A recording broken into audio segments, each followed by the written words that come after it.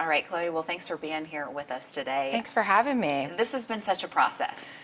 It's Yes. been a couple of years now that you set out on this quest to literally change the face of politics in this state, which I know is not how it started. You're not a politician. No. You've actually spent a long time practicing law. But now you've officially launched what's called the Best of Tennessee. So tell our viewers, what is that and how did you get to this point? The Best of Tennessee is an organization that, as you said, has been a long time coming. And as you also said, I am not a politician. I was just a criminal defense lawyer here in Knoxville for the last 3 years of my career. Prior to that, I was all over the country as a state and federal public defender. This all started because I thought we had a problem with one law. And in the course of really trying to understand what was going on with one particular law and the fact that it didn't match up with majority opinion and the 2023 Tennessee legislative session, I realized that while I thought the problem was one law, and then I thought the problem was the lawmakers, eventually, in I'd say August of 2023, after the special legislative session on gun safety, became that the problem was deeper than one law or a particular lawmaker or group of lawmakers. The problem was really a level of systemic dysfunction in our government that supports lawmakers who then write laws that are really inconsistent with the majority. So the Best of Tennessee is an organization that's designed to solve for the systemic problem. Because ultimately, if you can solve for that, again, you come at this sort of the difference between treating a symptom and curing a disease. The Best of Tennessee is designed to cure the disease, to create a system of government that is more effective, that is more reasonable, that is more reflective of who we are as Tennesseans. And when we do that, and when we incentivize that, we have better lawmakers who are strong leaders who then write legislation that is more reasonable and common sense. And this is, I think, important regardless of whether you're a Republican, a Democrat, or an independent. I think we all are really craving more reason and common sense sort of sanity in our government. And that's what we're designed to solve for. Well, you talk about dysfunction and systemic problems, a disconnect really between voters and lawmakers. How would you describe the state of Tennessee politics today?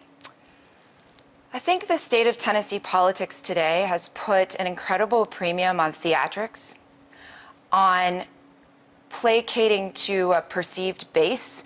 And this goes for both sides of the aisle. This is not a problem that exists within one political party or the other. And I think that we've become so divisive and the rhetoric around politics has become so hyper-polarized that the state of our politics is no longer finding a way to yes. It's just people sort of screaming no at one another. And that grinds progress to a halt. It doesn't appear to me that there's any more incentive to try to find a way forward because everyone in politics appears to be so entrenched in their own sort of battlegrounds. And I think that that is just a devastating way to do business when the job of our government is to find solutions. And we live in a complicated world with complicated problems, and we need to be able to try to move the ball forward, which requires a level of collaboration and communication that I think we're missing. And so where do you think this leaves Tennessee voters? I think this leaves Tennessee voters just completely disillusioned and disappointed. And I think one of the things that I have grown frustrated by as a Tennessee voter is when you hear folks say something like, if you're unhappy with the system, you should just vote. And that's absolutely true. But in 2022, 54 of our 99 House seats that were up for re-election ran unopposed. So it's not just a voting problem. It's a running problem. It's a candidate problem. And so I think that the state of voters in Tennessee is just frustration.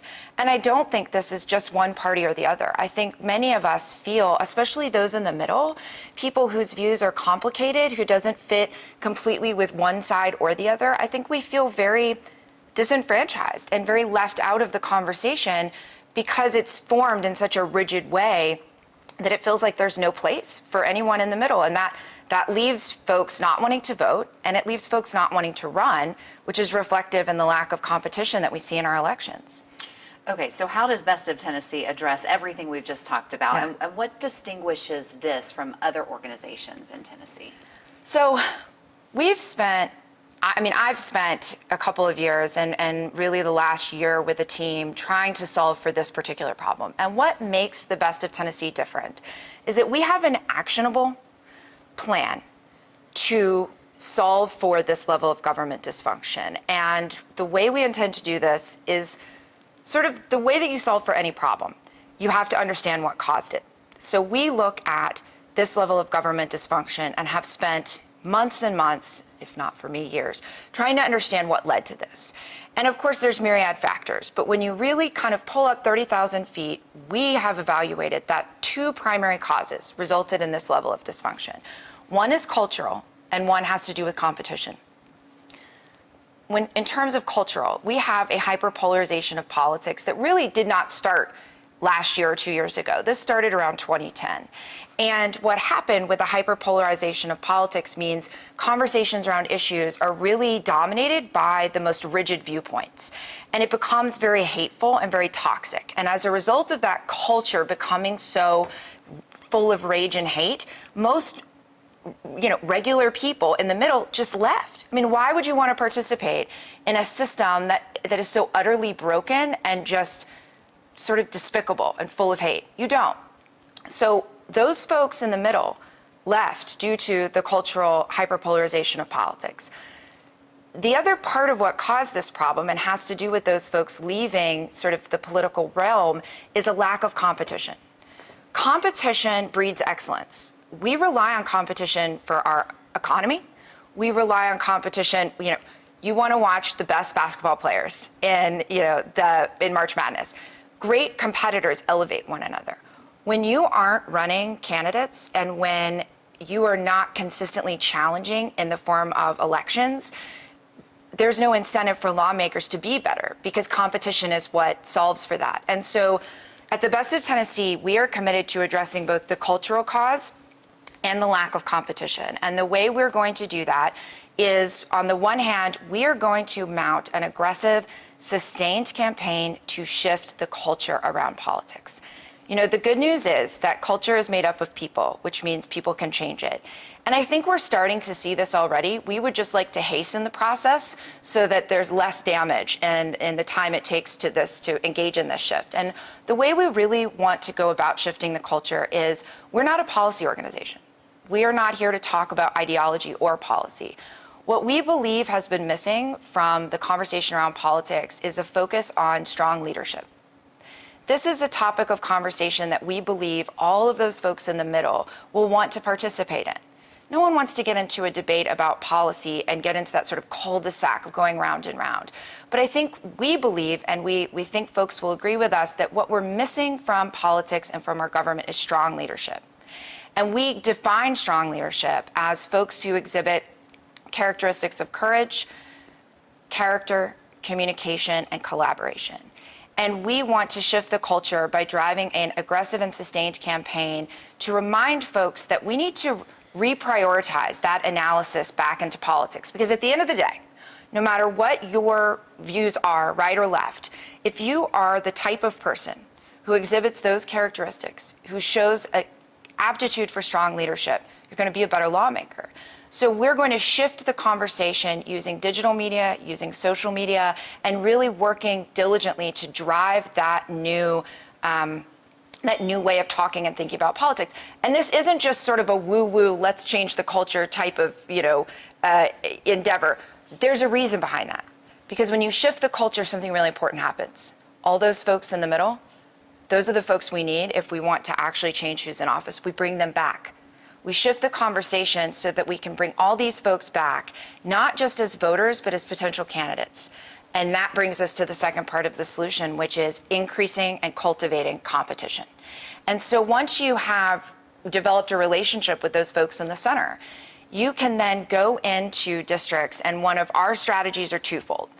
This electoral cycle, we will be, in the words of our political advisor, hunting where the ducks are. Or as he likes to say, hunting where the ducks are. And what I mean by that is there are elections in this state that are still quite competitive. Those happen to be partisan primary elections. So this cycle, 2024, our organization will be supporting candidates who exhibit strong leadership in their partisan primaries when facing challengers that do not exhibit strong leadership characteristics. And we're not evaluating candidates based on their policy. There's plenty of other organizations that do that. We are looking at candidates who exhibit strong leadership. Beginning in January of 2025, we are going to begin actually cultivating increased competition. We would like to go out into the state, into these communities that we believe deserve better, and we're not going to tell them you should run this candidate or that candidate. We want to work with community leaders to help them identify what a great representative would look like, help them build a profile, help them recruit someone great, and then hopefully find someone to run in the 26 cycle. But this process takes time. So we're going to start in January 2025 in anticipation of the 26 cycle, because great candidates don't happen by accident. And we look at this entire endeavor as a cycle. That when you bring more folks back into politics by honing in on leadership instead of policy, you create a group that's big enough to mobilize and not only serve as voters, but also serve as candidates.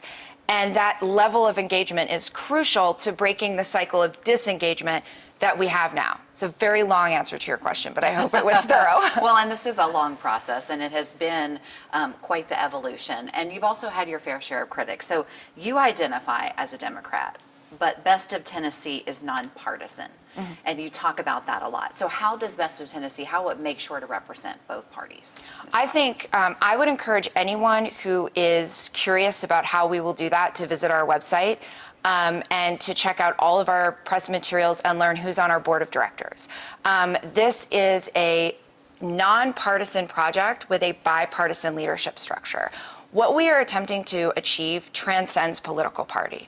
I am excited to see better candidates from both parties compete, because when that happens, democracy flourishes. I want every person in Tennessee to live in a city or a community or a town where their vote is earned.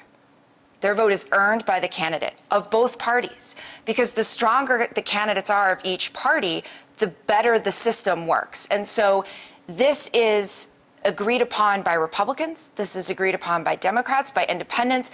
I think we've become so hyper polarized and hyper partisan that we have missed the forest for the trees, as we say in law school. And I think we need to get back to prioritizing the collective good. And if we have a system that works, competition's a beautiful thing.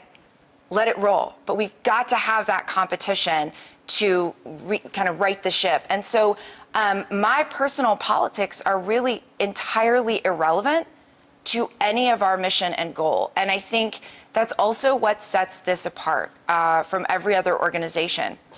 We're not interested in driving an agenda. We're not interested in giving one party or the other any edge. You really can't. We are interested in solving for a level of dysfunction that has nothing to do with whether you're a Republican or a Democrat, and everything to do with a systemic breakdown. And so we really leave our politics, quite frankly, at the door and recognize this is about something much more foundational than how we might, vote in a given election.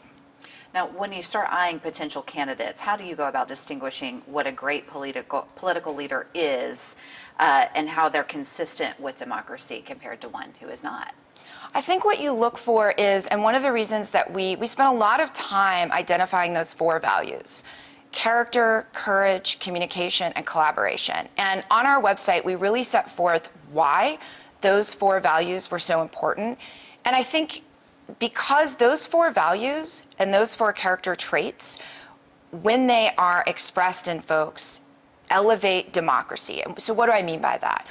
For example, courage. We really thought about this not as necessarily just the courage to articulate your opinion, but the courage to admit when you might be wrong, the courage to listen, the courage to have the humility required to say, I saw it one way and I think maybe I wasn't accurate. That takes courage in this political environment.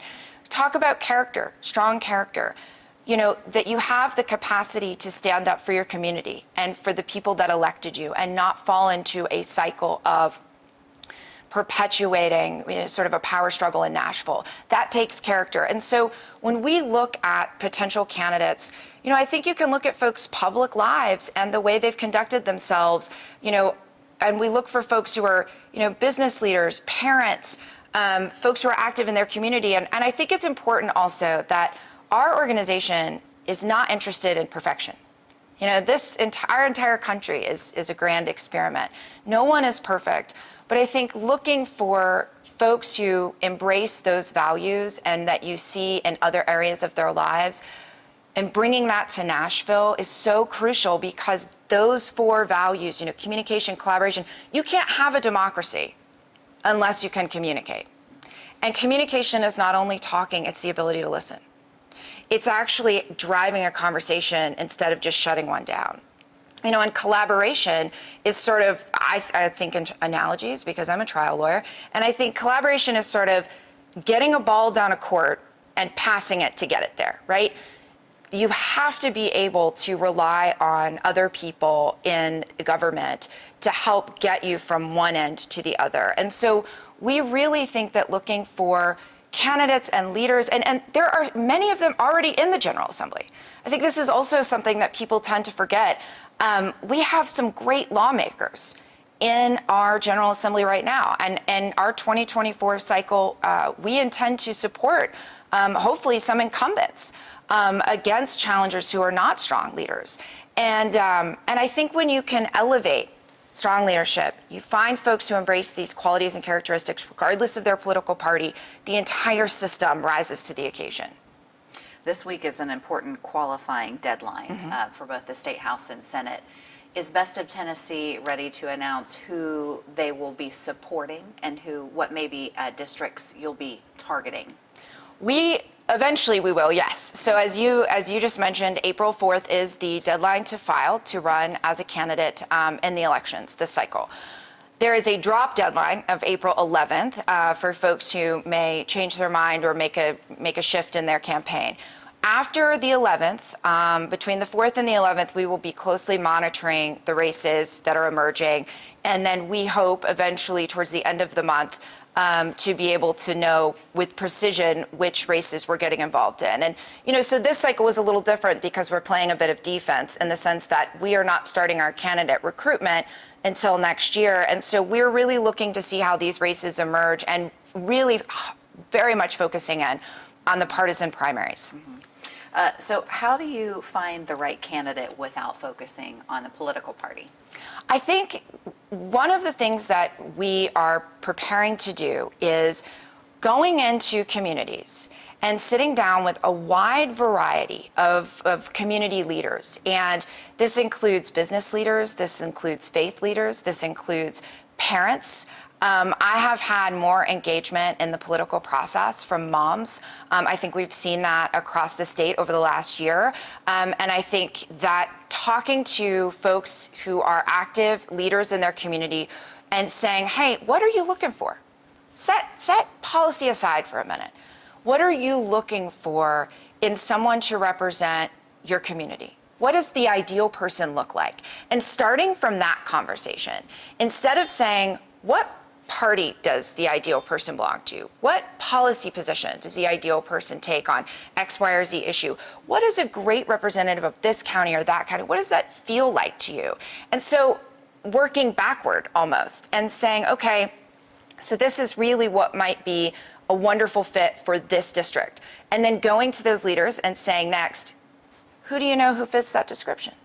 And really thinking outside of the box here. We need more working, capable, everyday folks in office. We don't need professional politicians.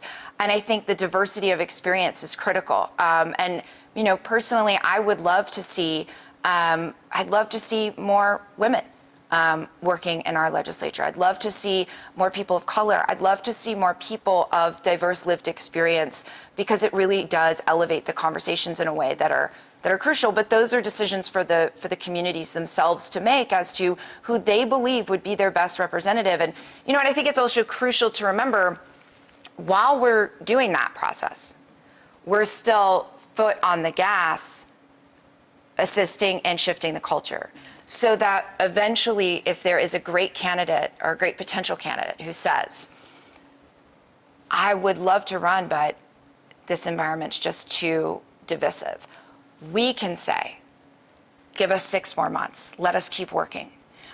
Because you have to have both of those things happening. I think that's also what sets us apart. A lot of the best potential leaders are just unwilling to run because it is so toxic. And so you have to come at this from both of those sort of arenas in order to, convince someone who would be amazing to take that chance. And we hope that we'll be able to move the needle on that by the time we're talking in April of 2026. Have you had people already reach out to you? You've been vocal in this space for a little bit who might be interested in that? We've had a few people who have reached out, and we're just waiting, one step at a time. But I'm really hopeful that through this last couple of years in Tennessee, which have been incredibly chaotic and really unprecedented and quite frankly kind of scary and maybe a little embarrassing, I do think that we're starting to see Tennesseans across the state from every conceivable walk of life really saying, you know what, if you want to get it done right, do it yourself. And so I'm so hopeful that we are going to see more folks who want to take a shot at representing their communities in the legislature. And hopefully we'll ease that transition by shifting that culture away from such toxicity. And like you said, you do have some resources to help these potential candidates because you're not just a nonprofit. You also have a super PAC here. Yes, we are a 501c4, we have a super PAC, and we have a political action committee. And again, that's really what sets us apart is the holistic approach to solving this problem. We are not just creating a culture shift and waiting for a political organization to come in and do what they do. Or we're not just focusing on the politics and waiting for the culture to change itself. We're doing both simultaneously. And you have to have that infrastructure and that support as well for potential candidates. Because it's overwhelming, and it's an overwhelming process that a lot of folks feel really separate from, and we want to close that gap. We really want to help folks who have an interest say, okay, this is sort of the playbook, and this is how you can move forward, and we're willing to help you and get you started, and let's go. You've already got, you've raised quite a bit of money, and you've had some big donors on board. What's your goal? And for people who may have been critical of this process, how do you make sure that some of these big donors don't sway your mission? Sure. Our goal is $1.5 million for this year. We are on our way, well on our way. We're about 2/3 on our way to a 7-figure raise. Look, all of our donors, whether they're donating $50,000 or they're donating $5, are putting their faith in our organization. And they are trusting our organization to do something no one else has been capable of thus far, which is to try to really shift this and solve this problem. And that's our focus. I don't, anybody who knows me would probably tell you that I stay true to the mission. I stay true to what our objectives and our goals are. We're not swayed by the amount of anyone's donation. We are grateful and humbled that anyone would donate and give money to our organization, whether it's $1 or $100,000, especially in this moment, in this economy, in this climate. And we take it seriously, and we will work diligently every day for the citizens of this state and for those who don't donate, because we all deserve this. And so, so I feel very strongly in saying that the amounts don't influence the way that we do business and the work that we do. We really think of every donor as an individual who lives in the state who deserves better, regardless of how much they may have invested. So you said this is a long-term project. We won't see changes overnight. Right. When it comes to 2024, what's the goal, the immediate goal for this year? Once we can evaluate which races that we're going to get involved in, of course, our immediate goal would be to ensure that candidates we support win.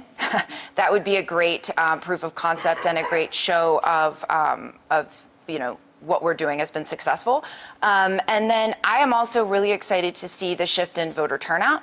And I think the 24 cycle will be sort of a more traditional proof of concept in the sense of, do our candidates that we support win in their primaries?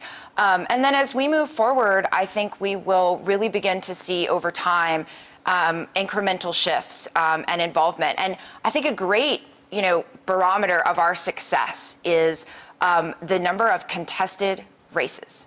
The number of competitive races that emerge in the coming years. I mean, I can't stress this enough that, our House of Representatives, we have 99 districts.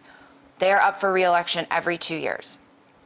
That means there's an opportunity for every community in this state to hold their lawmakers accountable every 2 years. I would love to see a Tennessee where we have competitive elections in every single district. Do I think I'm going to make, can we make that happen overnight? No, but I don't think it's an unrealistic goal in 3, 4, or 5 cycles to see the competition explode here. Because that's really what we deserve. We deserve representatives who are earning our vote and earning our trust and earning our continued support of them. And when they stop, then we hold them accountable. And when that happens, this democracy flourishes in a way that has nothing to do with political party.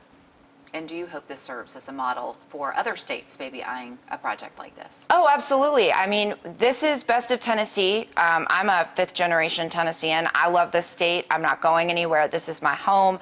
My family is here. But I would absolutely love for us to find some success selfishly for, because I live here and I want our government to be better.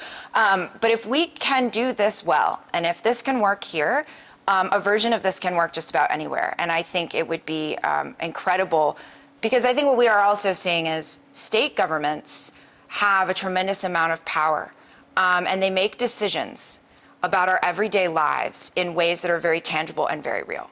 And, you'll hear sometimes people say, well, I don't really do politics. And I think the truth of the matter is, well, politics is going to be doing you. It's a car. You can drive it or you can let it run you over.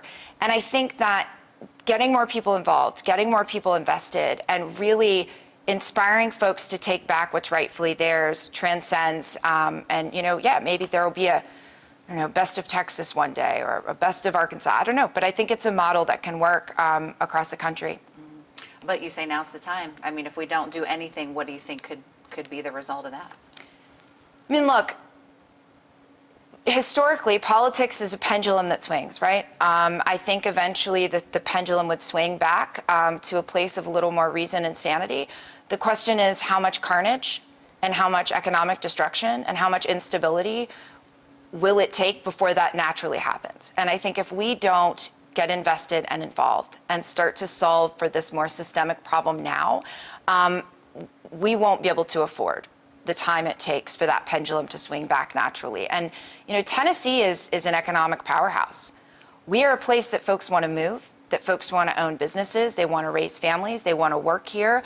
And we, in order to maintain that reputation, in order to maintain what we have built for decades, we've got to rein it in. We got to get the train back on the tracks here. And it's not about, again, driving policy one way or the other. It's about having a functional government, because as soon as that goes off the rails, all of that economic stability, all of that, the reasons people want to be here, want to work here, that starts to slowly erode. And we really need to prevent that from happening. What else do you want voters to know as you charge ahead with this mission very soon? You're launching this week. I think I would want all Tennesseans, whether they have voted or not, to know that there's an organization out there that sees everyone in the middle, that sees this problem for what it is, that is willing to put aside party political differences and get down to the business of solving this problem. I am a trial lawyer by trade. I don't do theory. I don't do policy. I don't do, think tanks. They're valuable, but I want a concrete, actionable plan to solve this problem so that we can continue to live in a place that we all love so much. I am so tired of hearing folks criticize Tennessee. And we certainly have our problems and we certainly have our struggles, but this is an absolutely incredible place to live. This is home to some of the most amazing people in the country. This is, the birthplace of women's suffrage. This is a home of the civil rights movement. This is a state that, is called the volunteer state for a reason.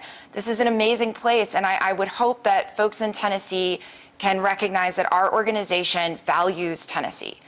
We named it the Best of Tennessee because we believe that when the best people rise up and become leaders, we are all better for it, regardless of your politics. And it's time to create an organization that elevates that once again to the forefront. And I don't think it will take too long. This is a state of our political DNA is not divisive.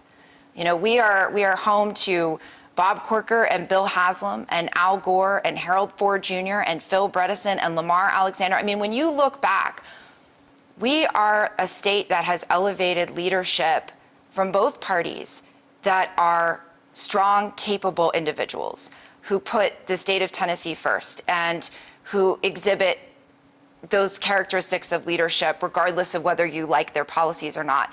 And we'll get back there. We'll get back there. I truly believe that. And I hope for folks who haven't voted that we give them a reason to, and that we'll give them some better candidates to vote for.